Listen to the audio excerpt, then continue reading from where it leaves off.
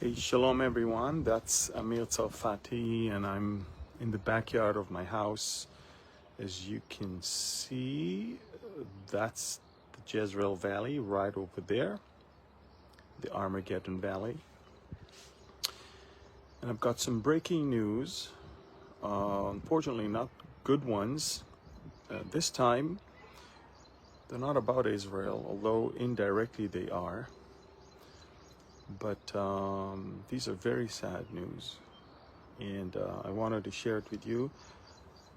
A, because I report news. B, because I'm a Jew, an Israeli, and we care about the people that live around us, believe it or not. We do. So I'm gonna wait for a few seconds for you guys to connect and share with you the very sad news that are emerging from a neighboring country nearby. If you can, please press the share button right now. Also, like, share, and subscribe to our YouTube channel so this video will be seen by as many.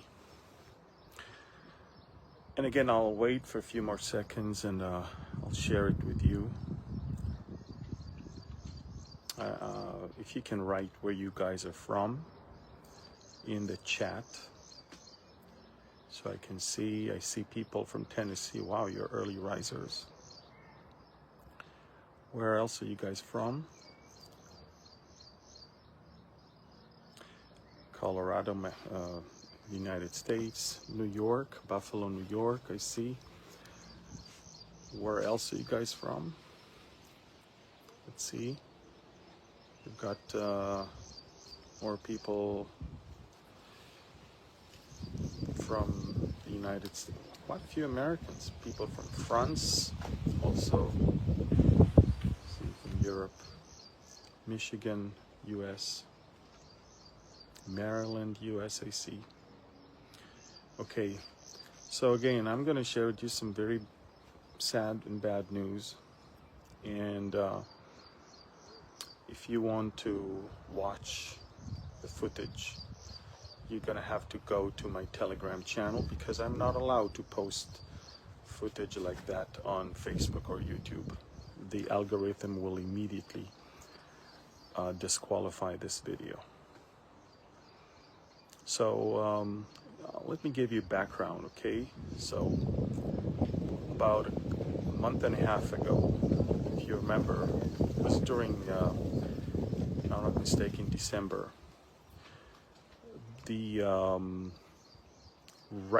maybe a couple days after the ceasefire with Hezbollah was signed, the rebels that were backed by Turkey, the Syrian rebels backed by Turkey, these are Sunni jihadi rebels that were training and armed in northern Syria.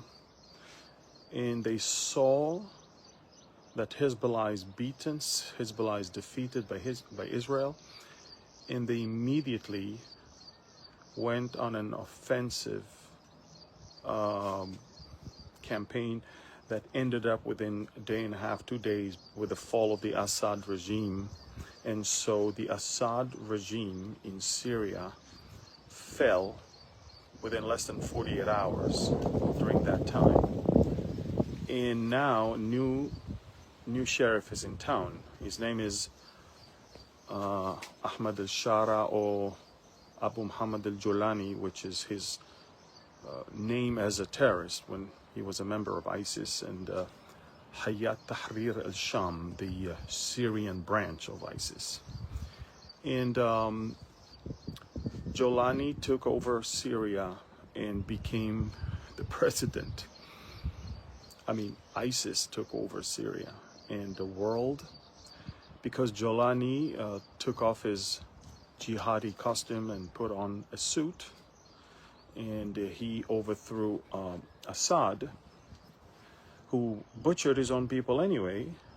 Everybody applauded, and the former U.S. administration removed the bounty on his head, canceled it, and overnight, from a hunted terrorist, Jolani became Ahmad al-Shara, the president of Syria.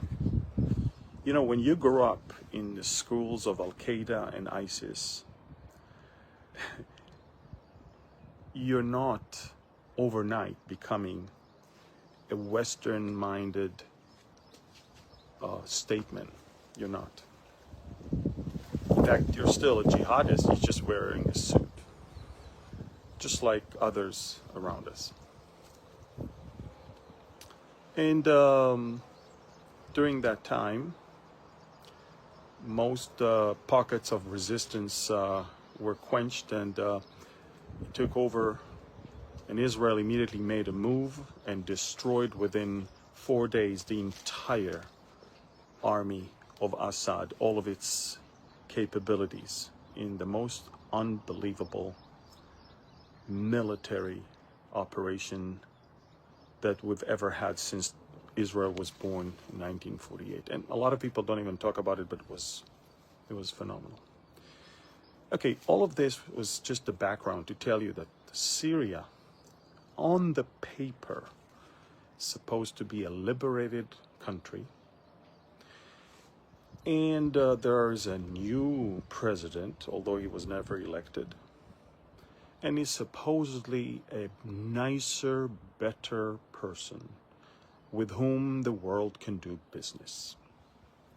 Turkey, of course, is backing him up because he's a Muslim Brotherhood Sunni jihadist. And the biggest loser of the fall of Assad were Russia and Iran, of course.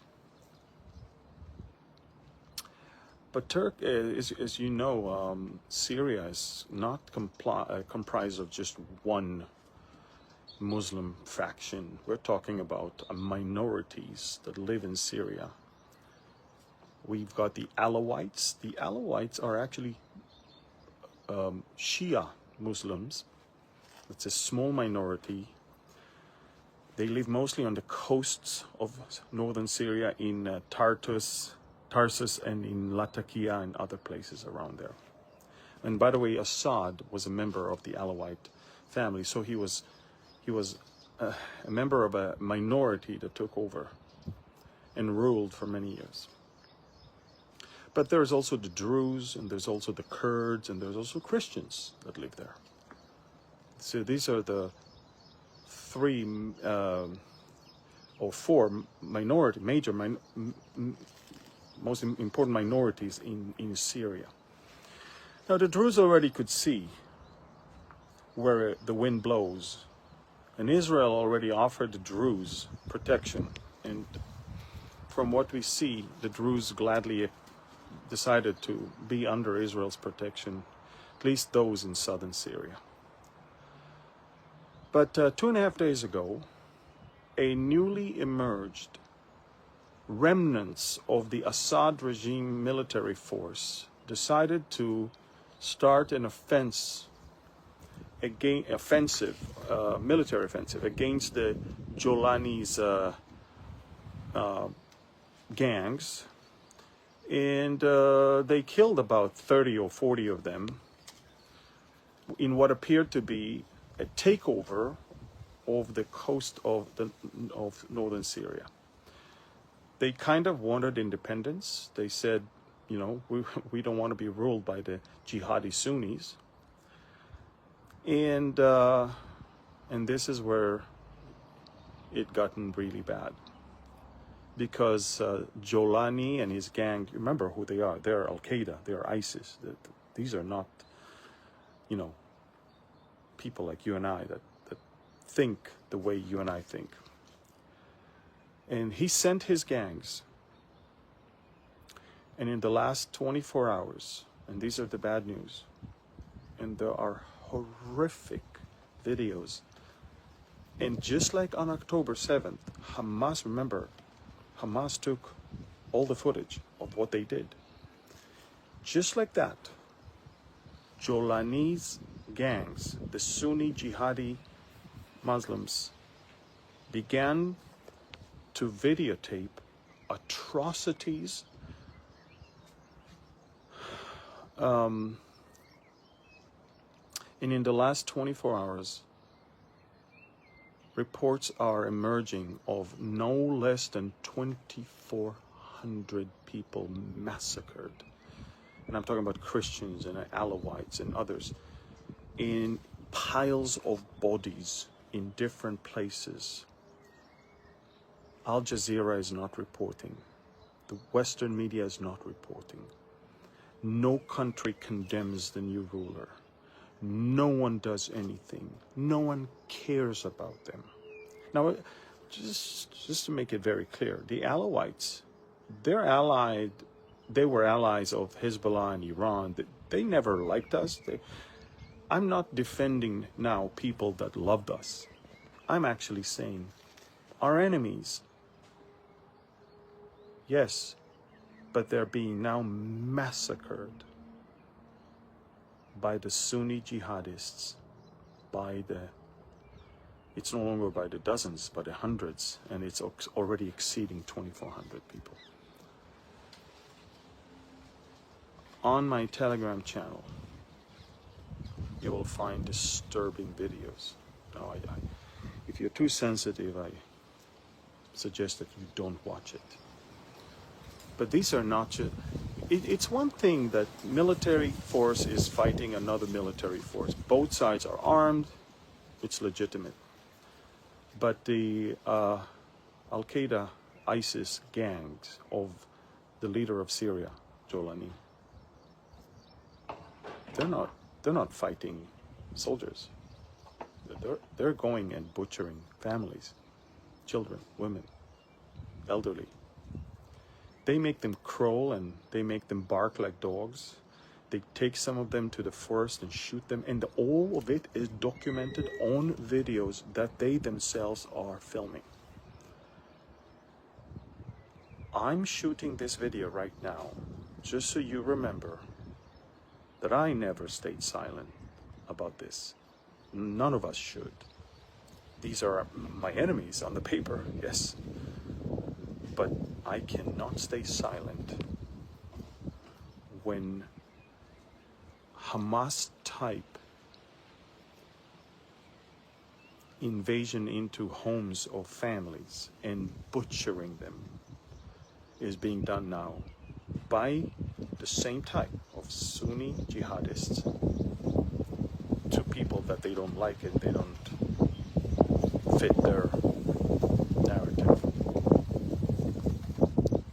And so I want to tell you folks, if I'm not going to speak out and if you're not going to speak out, this stupid, hypocritical world will do nothing, will say nothing. Because no Jews, no news. If it's not about Israel killed people in Gaza or in the West Bank or in Lebanon or whatever, we don't report that. Al Jazeera, the champion of the Arab human rights, supposedly, they're just the servants of the Muslim Brotherhood in Qatar and Turkey. And of course, whatever happens now doesn't fit well, or doesn't sit well, or doesn't look well. So they just don't report. That's all. And unless people like me or others are reporting all of this right now, the world will never even know what's going on there. So I'm telling you folks, this video is now, I'm putting it on Facebook Live. Shortly it will be also uploaded on YouTube. And if you're watching it, subscribe, like, comment, and share, or else the story will be buried. And 2 days from now, the world will move on saying nothing happened. Again, I've got the videos. It's on my Telegram channel. I would love you to, if you can, at least see that it's there.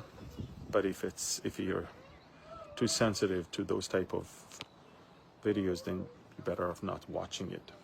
But just so you know, just like Hamas did on October 7th, they're doing it right now.